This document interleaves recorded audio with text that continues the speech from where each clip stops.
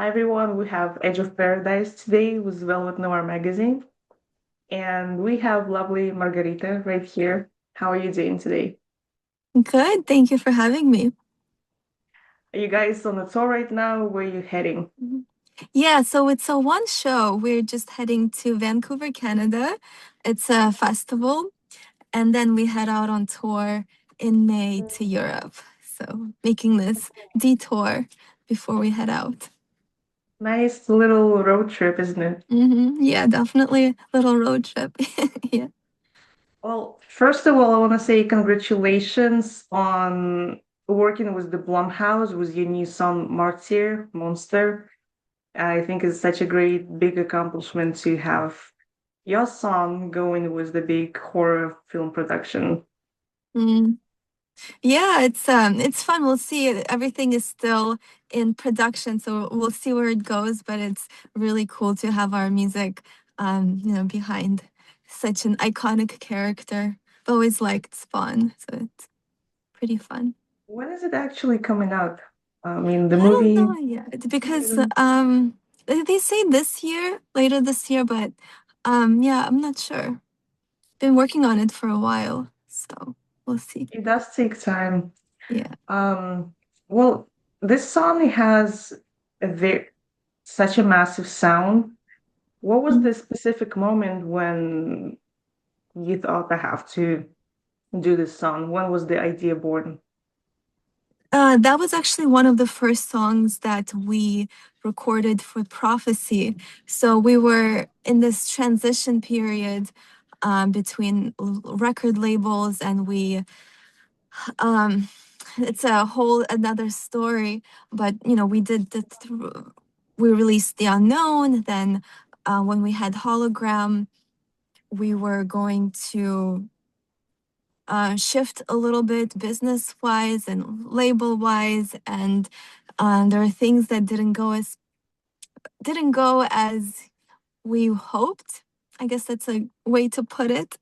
Because there's just so many things that go behind the scenes on the business end of things that are not very fun, especially for artists. But we were in a position where we had to either make new music right away or pretty much give up. And Mhm. honestly, those were kind of um, on similar choices at that point. And then, music always pulls you. And we were just like, let's just make these songs. So we made Rogue and Martyr. And I think it was just that timing was so emotionally charged. So a lot of emotions went into that. And it kind of set the tone for this record Prophecy, when we signed with Napalm, and then we just continued working on where the music took us. And we also added, Doug Wand on guitar, and he added a lot of new elements to the music as well. So, Well, all these detours, they end up, mm. bringing something as big as this, and the Mhm. song is amazing too. So, how did the partnership actually happen with the Blumhouse for the Spawn? With that, it's everything is still in progress. So I think Mhm. it's a little premature to kind of see where things are going because everything is still in the making. But I, th- I think they discovered the music through Instagram, through, yeah. Um, Oh, yeah. And then that's kind of how the relationship started. Yeah, with that song. So, oh, we live yeah. in a century where you can find each other on social media and Yeah. create business partnerships. Are Hmm. you guys, are you fans of comic books yourself, or did you Yeah. start getting into comic books now? I never really read comics myself. I read books and I love art and I love the movies that they made out of comic books, but I was never really the one. Maybe because I grew up in a different um area of performance, I would Yes. say. I grew up playing classical piano and theater and ballet. So it was kind of all my time was kind of geared towards that. And I just wasn't really exposed to a lot of comic books growing up. But then, of course, when I was in college and I started listening to heavier music, and I definitely came across more comic books because I really loved a lot of, the movies like Batman and Yes. um, yeah. So I started, I read some, but I never was like a collector of comic books. But I love art and I really appreciate all of that. And I love to, graphic novels are very cool. So I'm definitely a fan, but I wish, honestly, I knew more. So maybe I'll get into it.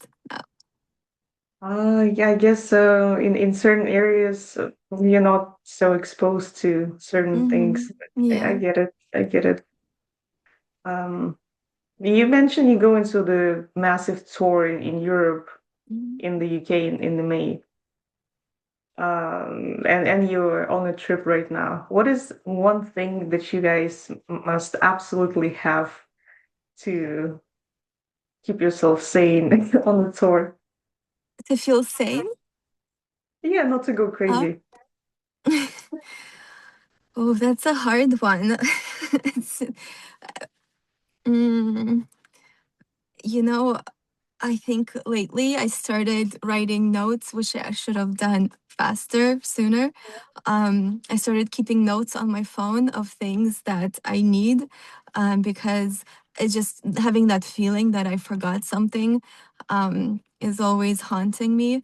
But I think for me, I like to bring, I don't know. It's always so chaotic. I like you see right there, I bring art. I make art. Like that's a half finished painting. So it adds more things for me to do, but at the same time, it kind of relaxes me because instead of me thinking about a million things, I can just kind of focus on one and take ease my mind a little bit. But yeah, I mean, I think once you're on tour, things are just like you survive it. So I don't know if there's one thing, there's a lot of things. Yeah. I feel it, but well, art is a great way to Mhm. keep yourself balanced when things are Mhm. crazy. Yeah. And I actually thought it was some kind of vinyl album behind you because it Oh, looks like a vinyl. And I thought this is so cool. This is it's actually, yeah, it's a canvas painting, but I'm not, it's in the making. So this is it kind of looks like a great. sketch. I love Thank the you. contrast. No, it honestly looked like a vinyl that I was not familiar Hmm. with. um, well, how do you think the crowd is different in Germany and London than to the United States? Given you performed there and in the United States, so what would be the main differences? In Europe, crowds, they are different by country too. If I Yes. remember, yeah, it's really interesting. Like for example, Denmark is a little more reserved than, London or, Germany. Um, so I like we've toured US way more recently. So and we have people that keep coming back, so you get a little more energy. I feel like in Europe when we go there, we still have that feeling of, we're introducing the band, we still have to sort of prove ourselves. So always a little bit nervous, but we do get a lot of support from, our fans in Europe. So when we see them, it it's always a great feeling because it's not easy coming across the ocean. So people there are definitely more supportive. In UK, like in London, I feel like, well, in my experience, the crowds are, really enthusiastic and loud. Also, Eastern Europe, it's always a great time. Um, German crowds also get really into it. I feel like it depends also by city and by show, because sometimes in Germany, people can be a little more reserved, but then they're really supportive, after the show. So, yeah, it's always so different. It keeps you on the edge. It does, it does. Mhm. Any plans to come to Florida anytime soon? Yeah. Yeah, I'm so sad every time last few tours, we've always missed Florida. It is more difficult to, go there because you have to go, east and then you gotta go south. So some Oh yeah. tours they just bypass that.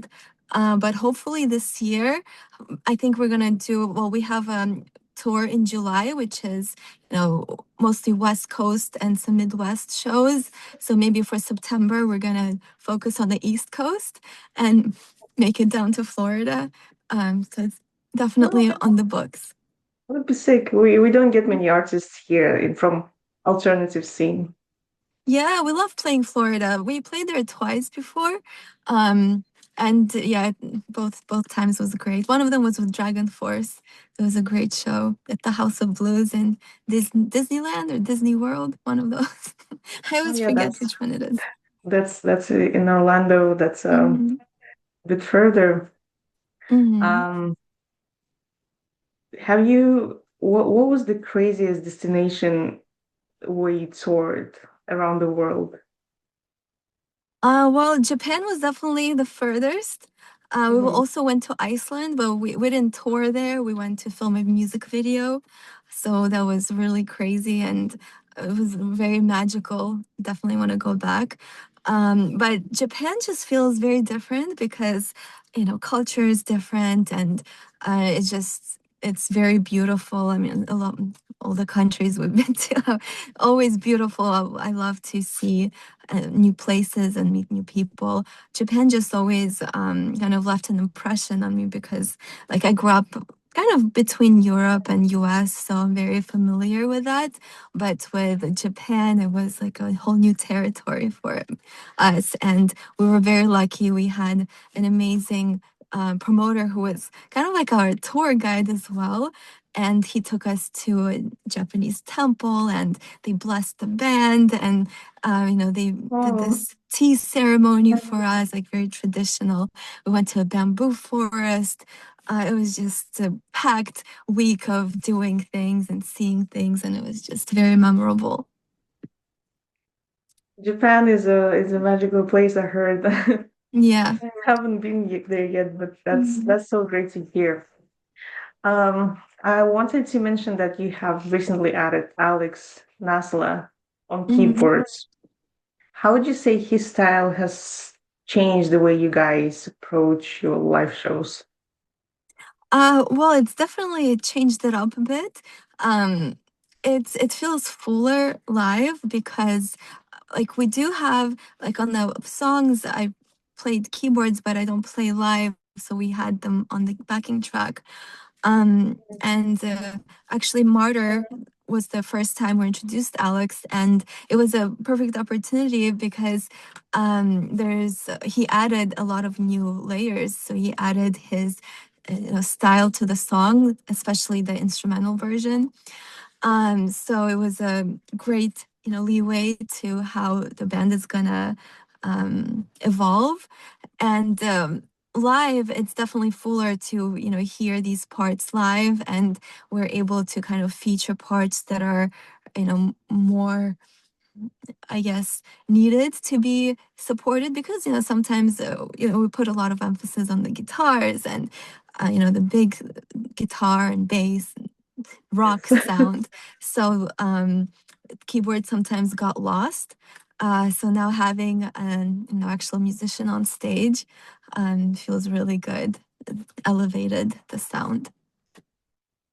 Well, how I wish I could go see you live sometime, but I hope so maybe soon. Yeah. maybe in September, like you mentioned. Hmm. Um, to talk a little bit more about your new album, if you had Yeah. to pick one song, okay, maybe two, Mhm. which song would define the sound and the whole mood of the album for you? I think for me it would be Falling Light and I'll go maybe with The Other Side of Fear. What do you think, Doug? Want to chime in? Because he was a very big part of making that album. Uh, with the wake up. Okay. Sorry, I was doing some work. What is the one song from the new album that you think defines the mood of it? I like Falling Light for sure. I think that's my favorite song to perform live. Oh, maybe Prophecy too, because you had that riff. Death Note, I like. Prophecy for sure, yes. I mean, it's overall a heavier album from the previous, in comparison. So I enjoy every song, Yeah. honestly. I They think have the better for me. I think for both of us, definitely follow Falling Light, and I know Alex, probably the whole band. It's just that song really encapsulated the band overall, musically and also lyrically. Um, just the message, and it's almost like because when we wrote our album, The Unknown, that song, The Unknown, the title track, kind of became a bit of a defining um, sound for us. And I feel like Falling Light is that next step that is that song evolved with a more heavier and it's just turned more intense.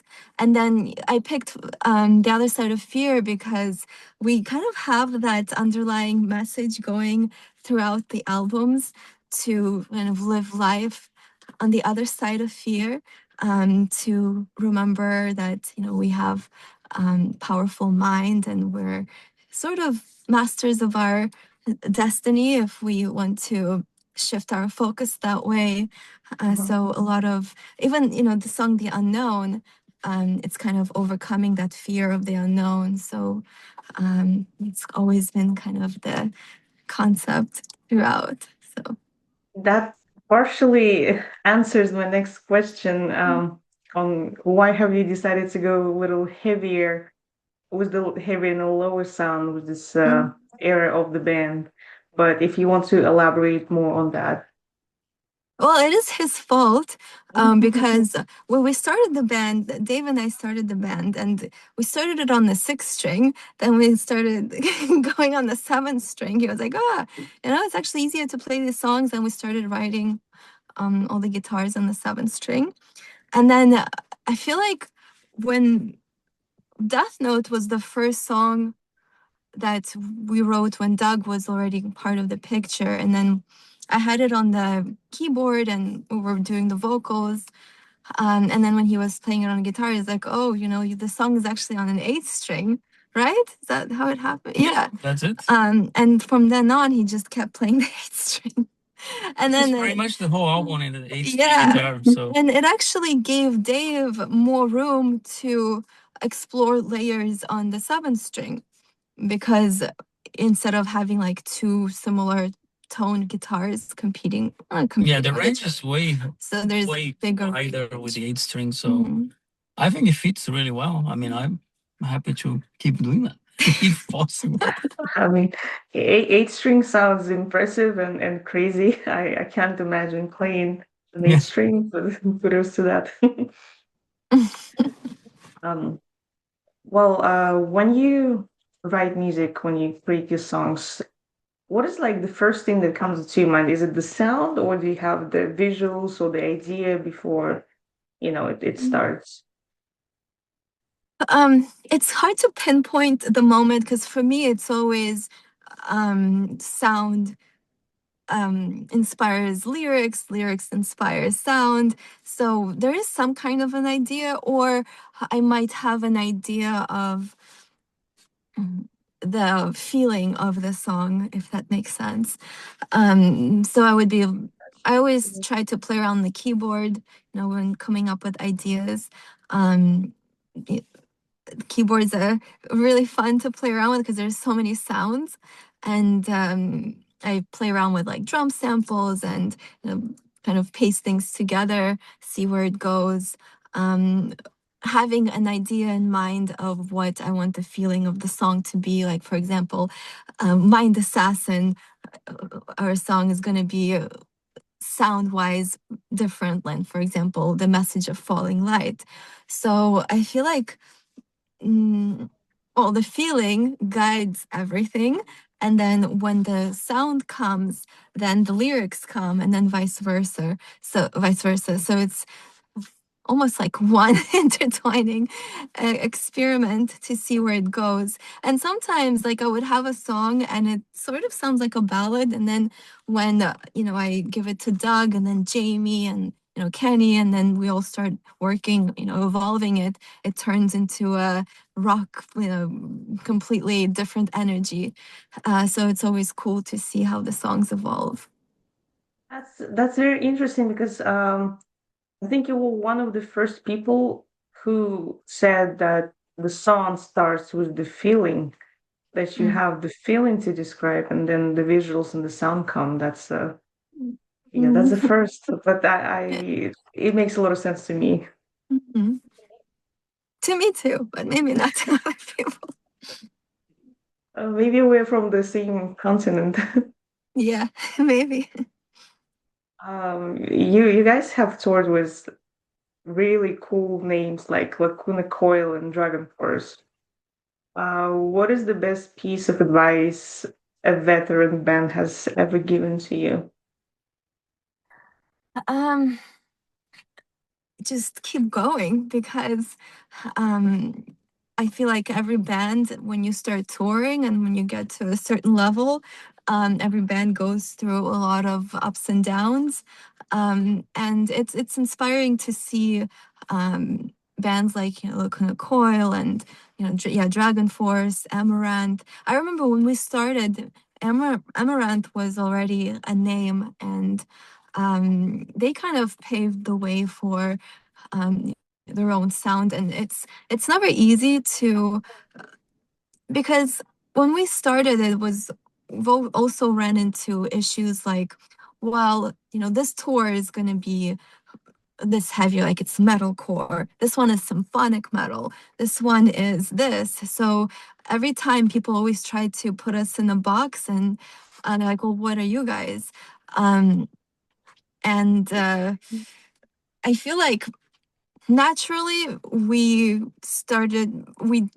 our sound was a little bit different. I think because Dave and I, when we started the band, we are from completely different areas or backgrounds. So it took us a while to find our sound, but it's also not boxed in. Like, for example, in Europe, people are like, oh, you sound like a American band. And then here, people think, we're a European band because we do have some symphonic elements. We have electronic elements. We have like classic heavy metal elements. So I feel like best advice we've gotten is to not quit. Just keep, doing what you're doing, and just follow the vision. As long as there is a feeling there to guide it and there is love for what you do, the obstacles can be overcome. What is the dream band you would want to tour with or collab with? Maybe write a song or an album together. I mean, album is a bit of There's a stretch. yeah, there's so many, hard to pick. I mean, I would say, so I love movie soundtracks. So for me, I can say I would love to collaborate with someone like Hans Zimmer or Clint Mansell, would be amazing. Also, I love, what Trent Reznor done with, Nine Inch Nails and also soundtracks. I really admire him as an artist, and just everything from the visuals to the energy of the band to how he kind of merges styles. It's very cool. So I think that would be very fun to collaborate. Nine Inch Nails. Nine Inch Nails are great. I've seen them twice. Both shows were great. Mm-hmm. Um, okay, well, I have like two more questions. Between the graphic novel and a cinematic music video that you usually do. Um, what is the goal for Edge of Paradise to build on a visual level? Are you are you building something? Um, how do I put this in the words? You're building a whole world basically with the visuals and the branding. And what is the end vision for that? Mhm. Well, the end vision would be a movie, probably. Oh, On nice. stage. Um, I definitely want to keep building it, and the more we grow, I would love to incorporate all those elements into our live show. Of course, it takes a lot of power, a lot of financing to kind of bring all of that to life. But I do want to keep kind of merging the story, the music, the art together so we can present it all on stage and have people experience the music. Because when you read the graphic novel, each chapter is inspired by a song. The music videos are kind of a glimpse into a little bit into the visual or the life of the characters, but at the end of the day, the graphic novel, it's much more like, if it was made into a movie, it would be like a sci-fi crazy action thriller type of a thing. So to at least present some of it on stage, and we've been able to do it a little bit, especially when we have access to like screens and um, those elements, but it would definitely require a lot more stage design and production. But eventually, I would love to do it. So it's almost like a fully immersive live show that takes you through the graphic novel, through the movie with art, so people can really experience the music on so many levels. Oh, wow. Oh, I heard many times, not many times. It's a lot of artists want to create some sort of pop-up immersive experience for the fans and the audience to see and feel your art in different forms. The visuals, the lights, and you go through and I don't know, sometimes you move your hands and things move around on the walls. Mhm. That's so cool. Which country would you have it done? Which country? It'd be cool to actually do it in Japan because they love, it's just, there's so much technology. One of the first of immersive museums I've been to was in Japan, where it's fully interactive. You walk through the museum and everything kind of moves to how you're moving and everything changes. So I feel like that would be really cool. And um, it's definitely the place where technology, art, and music intertwine. And of course, the whole anime and graphic novels. Yes. It's very, yeah, up their alley. If you had to pick one film director to help you bring this whole idea to life, which one would it be? David Lynch? No? Tim Burton? There's so many great ones. I feel like I've always gravitated to Darren Aronofsky's films. Mhm. Um, like The Fountain, one of my favorite. I mean, he did Requiem for a Dream, All right. but more on the side of The Fountain. Um, mm, I mean, there has to be a little bit of, oh my God, his name is escaping me. Um, Christopher Nolan. Definitely Christopher Oh Nolan yeah. too. Um, yeah, Oh, those working together on our production. That would be that would be a not fantastic bad. collaboration. Mhm. That would be Yeah, so great. I mean, uh, let me know when it happens. Would yeah, love right. to write something for you. For the fans that are coming to see you for the first time this spring, what can they expect from the new stage production for the Prophecy Tour? Mhm. Well, they can definitely expect a lot of energy. We are, full piece of how many? Too many of us now. So it's a full band, lots of energy. We do have a lot of visual elements on stage, not as much as we can bring. Like in the US, we have more things. It's kind of hard to transport it to Europe, but we're definitely bringing a lot to have that full experience for the fans. A lot of new artwork is introduced on this tour. We have kind of a new artwork, kind of conceptualizing the music that we've never used before, like on our backdrop. And like with each tour, we always have a new concept on the visual side. So this is going to be a new one. We have new lighting elements. Lights are always, a big part of the show. So yeah, it's going to be very different from our US tours. And also, it's our first time playing Prophecy in Europe.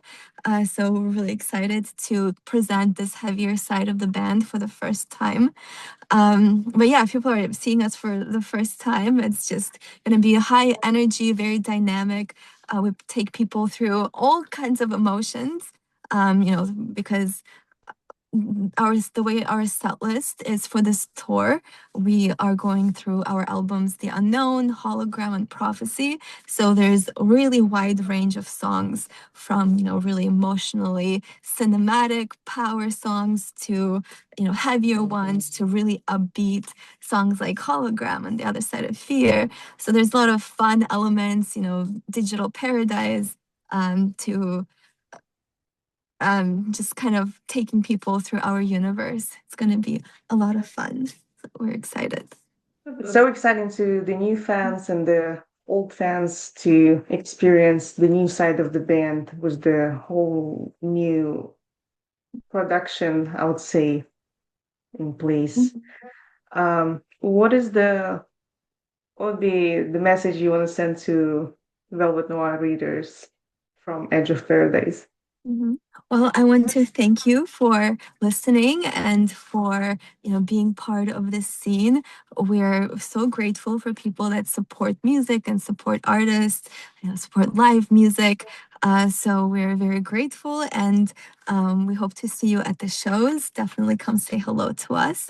And yeah, we hope you enjoy what we're doing, and can't wait to say hi in person at the shows. Oh, great. Well, thank you very much for being here with Velvet Noir magazine. We're excited for your tour. We're excited to have you back in the US after the tour and talk more about new upcoming projects. Thank you. And thank you for what you do. It's a really cool magazine. So Thank I you so really much. appreciate the opportunity to share about what we do. Yeah. Thanks a lot.